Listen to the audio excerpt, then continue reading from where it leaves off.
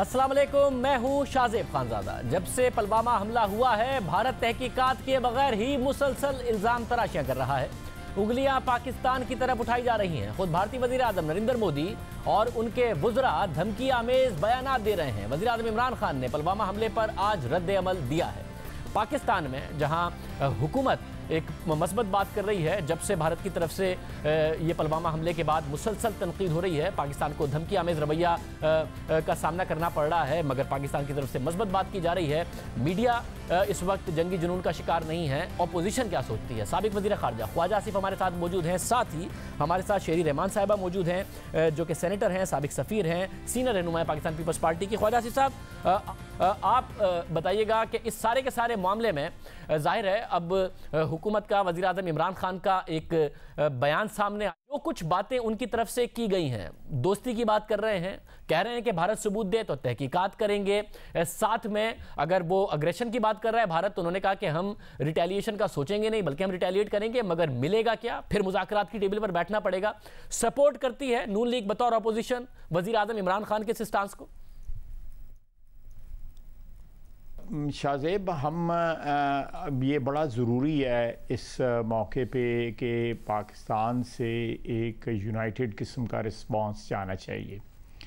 बावजूद इस बात के कि इख्तलाफात जो हैं वो रहे हैं, माजी में हमारी फ़ॉरेन पॉलिसी के ऊपर यहाँ तक हमला किया गया कि हमें मोदी का यार या हिंदुस्तान के मफादात के तहफ़्फ़ुज़ का हम पे इल्ज़ाम लगाया गया। बल्कि अभी चंद दिन पहले दो वज़रा ने कहा कि जी हमने सेफ पैसेज दे दिया हुआ है कुलभूषण यादव को। लेकिन इन तमाम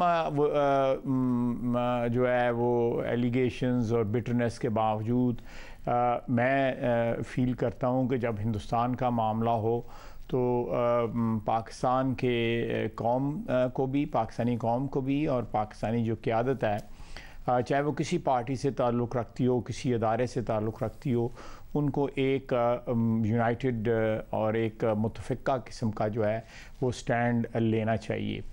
और मैं, अगर मुझे कोई छोटी मोटी उसमें रिजर्वेशंस हैं भी, तो मैं उसको पब्लिकली वॉइस नहीं करूँगा। अगर असेंबली में डिबेट होती है तो मैं वहाँ पे हो सकता है कहूँ, लेकिन यहाँ पे जो है वो मेरा ख़्याल है कि पाकिस्तानियों को जो है वो एक यूनाइटेड स्टैंड लेना चाहिए। माजी में भी हमने कोशिश की कि हिंदुस्तान के साथ हमारे बेहतर ताल्लुकात हो सकें, लेकिन इसके बावजूद 70 साल में इतनी वायलेशंस जो हैं लाइन ऑफ कंट्रोल की और वर्किंग बाउंड्री की नहीं हुई जितनी पिछले 2 साल में या 3 साल में हुई।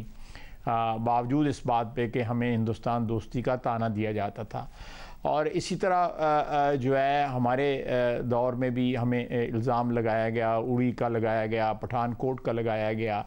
ये और भारत ने बावजूद इस बात के कि हम भी उनको कहते रहे कि ताउन करें इन्वेस्टिगेशन में, कोई मटीरियल प्रोग्रेस जो है उसमें नहीं हुई। बहुत शुक्रिया। साबिक ख्वाजा आसिफ हमारे साथ मौजूद थे। सेनेटर शेरी रहमान साहिबा, आप अमेरिका में पाकिस्तान की साबिक सफ़ीर हैं। शेरी रहमान साहिबा, आपका बहुत शुक्रिया। ये बताइएगा कि आप समझती हैं जो वज़ीर आज़म पाकिस्तान का आज रिएक्शन आया है, भारत की तरफ से एक बहुत ही अग्रेसिव एटीट्यूड है, मगर वज़ीर आज़म पाकिस्तान ने ये कहा कि अगर आपको लगता है कि जंगी जुनून सवार है तो रिटेलिएशन का पाकिस्तान सोचेगा नहीं, रिटेलिएट करेगा, मगर हासिल कुछ नहीं होगा, मुज़ाकरात की मेज़ पर ही बैठना पड़ेगा, जंग मसले का हल नहीं है। आपके पास सबूत है तो अभी दीजिए। आप सपोर्ट करती हैं वज़ीर आज़म पाकिस्तान के स्टांस को? देखिए, जहाँ तक कश्मीर का मसला है और पाकिस्तान की ख़ारजा पॉलिसी है, इस किस्म के हसास मामले पर और हमारा नज़रिया कश्मीर पर सबसे पुराना है।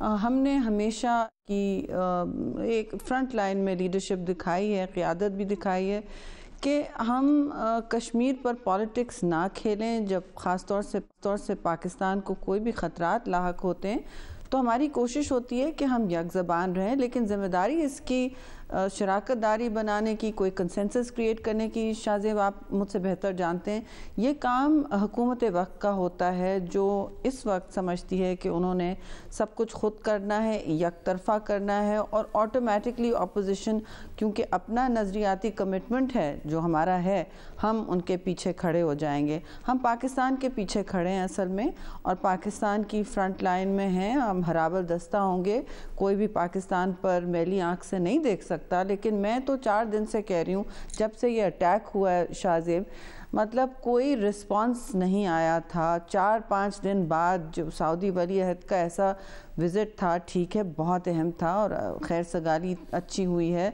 बातचीत अच्छी हुई है, लेकिन उसमें आपको उस वक्त जवाब देना चाहिए था। एक फ़ॉरेन ऑफिस का छोटा सा, आपने देखा रात में स्टेटमेंट निकला, मैं तो मुस्तकिल कह रही थी कि ये क्या हो रहा है। हिंदुस्तान ने जंग का तबल बजा दिया था, क्योंकि मोदी सरकार इस वक्त अपनी गिरती हुई साख और मकबूलियत को कंधा देने के लिए कुछ भी करने तैयार है। और ये जो कश्मीर में, जो इंडियन हेल्थ कश्मीर में हुआ है, पुलवामा में जो हुआ है, उनके लिए तो बहुत बड़ा ये बूस्ट, अफसोस से मैं कहूँगी, उनके लिए तो एक सियासी इलेक्शन के लिए पॉइंट बन गया है। अगर आप खुद इलेक्शन हार रहे हो तो आप, पहला काम ऐसे रियासतों में होता है कि आप कह दें कि जी बस अब मुल्क मुत्तहद हो जाए, हम पर हमले हो रहे हैं। तो ये तो उनकी अपनी, पाकिस्तान को तो कोई फ़ायदा नहीं हुआ है, हिंदुस्तान को फ़ायदा हुआ। लेकिन ये चीज़ें टाइमिंग की बहुत मैं समझती हूँ टेंशन चाहिए होता है, और इस पर आपने 4 दिन कुछ नहीं कहा, बल्कि सऊदी वली अहद से भी रिक्वेस्ट करनी चाहिए थी। सीनियर रहनुमा पाकिस्तान पीपल्स पार्टी हमारे साथ मौजूद हैं। सैयद साहब बहुत शुक्रिया। 9 की 9 दरख्वास्तें मुस्तरद हो गई। वज़ीर आला सिंध नासिर ज़रदारी, बिलावल भुट्टो ज़रदारी, मजीद फैमिली, सबकी दरख्वास्तें मुस्तरद हो गई। तो पहला हुक्म ही रहेगा अब सुप्रीम कोर्ट का, तो रेफरेंसेस के लिए तैयार है पाकिस्तान पीपल्स पार्टी की क़यादत, रेफरेंसेस का सामना करेगी? शाह साहब, पहली बात तो यह है कि ज़ाहिर है हमारे पास अब दूसरा कोई ऑप्शन तो नहीं है सिवाय इसके कि हम उन रेफरेंसेस का सामना करें। लेकिन चेयरमैन बिलावल भुट्टो ज़रदारी साहब ने कल ही ये कहा था कि मुझे तवक्को कम है, लेकिन मैं हक़ाइक़ रिकॉर्ड पर लाना चाहता हूँ, इसलिए मैं रिव्यू में गया हूँ और मैंने रिव्यू फ़ाइल की है। तो मैं समझता हूँ कि अब इस बात को वक्त साबित करेगा कि जो उन्होंने चीज़ें उठाई थी रिव्यू में उनकी अहमियत कितनी थी, और इंसाफ के जो बुनियादी तकाज़े हैं उसको पूरा करने के लिए मैं समझता हूँ कि उन चीज़ों को सुना जाना चाहिए था। लेकिन बहरहाल अदालत का फ़ैसला है, और माजी में भी जिस तरह हम हमेशा कहते हैं कि फ़ैसले हमारे ख़िलाफ़ आते रहे हैं, लेकिन हमने उन फ़ैसलों को तस्लीम किया है, इसको भी तस्लीम करेंगे।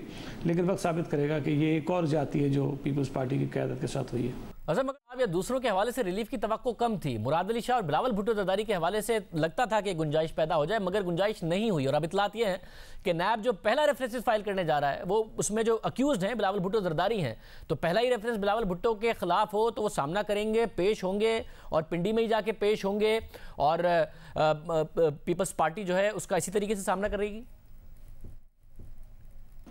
देखिए, मैं थोड़ा सा आपसे डिसएग्री करता हूँ। मैं समझता हूँ कि आसिफ अली ज़रदारी साहब हों, फरियाल टालपुर साहिबा हों, चीफ मिनिस्टर साहब हों, बिलावल भुट्टो ज़रदारी साहब हों, एक चीज़ जो बुनियादी उठाई गई थी उस पर ज़रूर बात होनी चाहिए थी।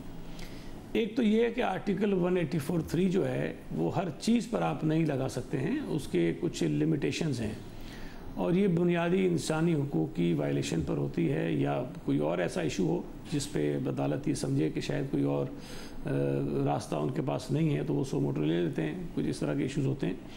लेकिन ये केस बड़ा डिफरेंट है कि एक FIR ऑलरेडी हुई है, FIA ने उसकी इन्वेस्टिगेशन की है, बैंकिंग कोर्ट में वो केस चल रहा है, चालान वहाँ पे आया है, और चलते हुए केस पर सिर्फ ये कहकर कि जी इसकी प्रोसीडिंग जो है वो सुस्त रवि का शिकार हैं, उस पर सो मोटो लिया गया। तो ये सवाल बिल्कुल अदालत को मैं समझता हूँ कि देखना चाहिए था, अपना वो उस पर फैसला करते कि क्या किसी केस की सुस्त रफ्तारी आर्टिकल 184(3) की जद में आती है कि नहीं आती है। लेकिन बहरहाल उन्होंने नहीं की। दूसरी चीज़ जो मैं समझता हूँ सब पर लागू होती है कि जो कहा गया कि जी ट्रायल जो है वो इस्लामाबाद में या रावलपिंडी में होगा, ये एक ऐसी चीज़ थी जो पूरी अदालती कार्रवाई के दौरान किसी ने भी इसका मुतालबा नहीं किया था। प्रेयर्स में ये कहीं नहीं थी, किसी ने नहीं कहा कि जी जो है वो आप इसकी जो कार्रवाई है अदालत की, जो अदालती कार्रवाई होगी नैब की होगी, वो आप पिंडी में कीजिए। और ये एक बड़ी अजीब मज़ा की खेज़ बात है कि जो इल्ज़ामात हैं, जिनके ऊपर इल्ज़ामात हैं, जिस हुकूमत के ऊपर इल्ज़ामात हैं, जिन लोगों के ऊपर इल्ज़ाम आते हैं, जो अकाउंट्स हैं, वो हर चीज़ जो है वो सूबा सिंध में, हर चीज़ सूबा सिंध में है। मगर सूबा सिंध में है और हुकूमत आपकी है तो दूसरे सवालात पैदा हो जाते हैं। और फिर अदालत अगर वहाँ कर रही है तो ये ज़ाहिर इस्तदा फारूक नाइक ने भी की, लतीफ़ खोसा साहब ने भी की, नहीं मानी अदालत ने। मैं फिर आपसे कह रहा हूँ क्योंकि मामला आप एक सियासी जमात हैं, इसको सियासी तौर पर भी प्रोटेस्ट में जा सकते हैं, तो कानूनी जो मामला होगा बिलावल भुट्टो जरदारी नैब के रेफरेंसेस का सामना करना, बाकायदा तौर पर पिंडी में पेश होना, ये सब करेंगे बिलावल भुट्टो जरदारी। मैंने एक बात पहले ही कही कि अगर सुप्रीम कोर्ट हमारी रिव्यू पिटीशन को मुस्तरद कर दे, जो हमारा ख्याल है कि गलत है, हमारा ख्याल है कि ज़्यादती है, लेकिन क्या हमारे पास ये इसके अलावा कोई ऑप्शन रह जाता है कि हम नैब के सामने जाकर चीज़ों का सामना करेंगे, लेकिन अपने साथ होने वाली ज़्यादती को भी उजागर करेंगे। मैं ये समझता हूँ कि ये बहुत बड़ी ज़्यादती है कि बिलावल भुट्टो जरदारी साहब, जिनका पॉलिटिकल कैरियर बिल्कुल अभी शुरू हुआ है और इंतहाई साफ़ व शफाफ है, उनके सख्त तरीन मुखालफिन भी उनके ऊपर कोई इस किस्म का इल्ज़ाम नहीं लगा सके हैं। एक शख्स का पॉलिटिकल कैरियर शुरू होता है और उसके ऊपर बग़ैर किसी सबब के एक स्टिग्मा लगाने की कोशिश की जाती है।